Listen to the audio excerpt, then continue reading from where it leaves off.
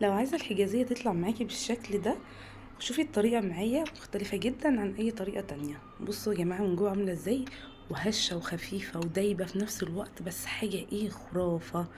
بتمنى انكم تتابعوا الفيديو للاخر وهتاخدوا احلى حجازية اسكندراني. اول حاجة هنجيبوا كوباية، نصها لبن نصها مية، ومعلقتين سكر ومعلقة خميرة كبيرة، او نقلبوهم كويس جدا مع بعض ونسيبوهم لحد ما يخمروا. نكونوا جهزنا نص كيلو سميد، عليه كوبايتين دقيق، نقلبهم كويس جدا مع بعض، ورشة ملح خفيفة جدا بس عشان تظبط معانا الملح.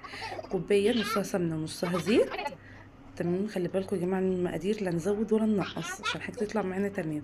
نقلبها شويه كويس جدا ونفرك علشان الدقيق، سواء السميد او الدقيق العادي، يتشرب كويس جدا من الماده الدهنيه. كيس فانيليا عشان الريحه لو في اي حاجه يعني، ريحه اللبن وكده. الخميره اهي خمرت، شويه اللبن والخميره نقلبوهم. لو العجينه حسيتيها ناشفه معاكي شويه، اديها شويه لبن او شويه ميه طريها.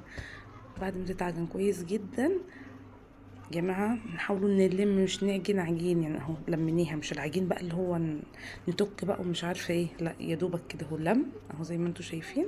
ونسووها ونغطوها بحاجه نسيبوها تخمر في مكان دافي. تمام، لحد هنا يا جماعه ماشيين مع بعض تمام. لو في اي حاجه قولوا لي في الكومنتات. خمرت اهي، بصوا طبعا ما تخمرش زي العجينه التانية لان دي السميد تقيل شويه. هناخد نص العجينه الكبير مش الصغير، ناخدوه نفردوه على كيس من لازم كيس يا جماعه عشان تطلع معانا مظبوطه. هي هتغلبنا شويه طبعا لانها طبعا تبقى عجينه قاسيه حبه. لو طريتوها حبه هتبقى معاكم تمام، بس يعني ما نطروش تبقى ميه يعني، بس يعني خلينا في المظبوط ده. تمام اهو فردناها، ونجيبوا الصينيه بتاعتنا ندهنه دهنه زيت او سمنه. انا حطيت زيت بصراحه. هي برضو بتغلبنا شويه كده في الفرد. عادي متخافوش خالص من المنظر. كملي عادي، الزياده قطعيه وحطيه ولزقيه وكله هيمشي معاكي تمام. معاكي حبه لبن، ماشي ماشي معاكي تمام. معاكيش زي ما انتوا شايفيني كده اهو، بقطع من الجناب وبساوي لحد ما تتظبط معايا. الحشوه ايه يا بنات؟ كوبايه دقيق سميد اللي هو دقيق البسبوسه، وكوبايه سكر. تمام، ومعلقه ونص، هم المفروض بيتحط تلاتة بس انا ما بحب، مش من عشاق القرفه، بحط معلقه ونص بس. ممكن تحطي حبه كاكاو. بعد كده معلقتين لبن، نشوفوا القوام هيبقى معانا ازاي، بيبقى رملي. تمام، معلقتين ما ظبطتش معاكي حطي معلقتين تاني او معلقه لحد ما يظبط معاكي ان هو يبقى قوام رملي. تمام، بس كده نحطوا الحشو في النص. ما نسيبوش اي حاجه طبعا، المقادير حرام. البخل بقى، هو حرام يعني.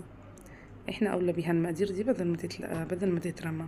بس وتسويها كده بايديكي، المعلقه مش هتسوي معاكي يا جماعه بالظبط اهو. بصوا بعد ما سويتها ناخد بقى الجزء التاني برضو على نفس الكيس، نظبط كده اهو نفرد على قد ما نقدر. وبرضو في الطاس هتقدروا يا جماعه نظبطه اكتر اهو، نفرد بالمردان على قد ما نقدروا اهو. اتظبطت معايا الحمد لله. بس نسوي بقى برضو بنفس الطريقه، ناخده من الجناب ونسوي بقى في الحتت ايه اللي باين فيها الحشو. ما تقلقوش يا جماعه والله بتطلع تحفه اهو، انتوا شايفينها عامله ازاي وهتشوفوا النتيجه في الاخر. تمام اهو، بصي تساوي الاطراف مع بعضها بحته لبن برضو بايدك، مش هقول لك بشوكه بمعلقه، باللي عندك بايدك يعني انضف حاجه هي ايدك، وابسط حاجه وهي اللي هتسوي الحاجه.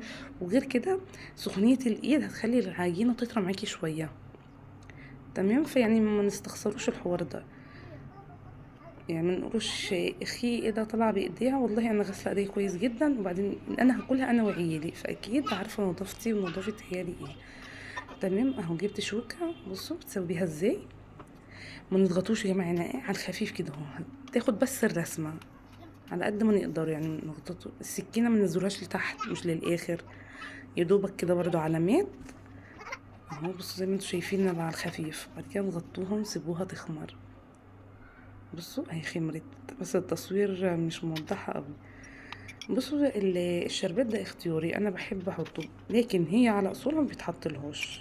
تمام، لكن انا بحبها يعني ايه بنقطتين شربات تطري لي الاطراف، لو لاحظتوا اني حطيت على الاطراف يعني على الخفيف اللي في النص. بصوا بقى فظيعة يا جماعة. يا جماعة لو عجبكم الفيديو بالله عليكم ما تنسوا اللايك والشير، ما تستخسروش اي لايك وشير في حد محتاج. شكرا جدا لو متابعتكم.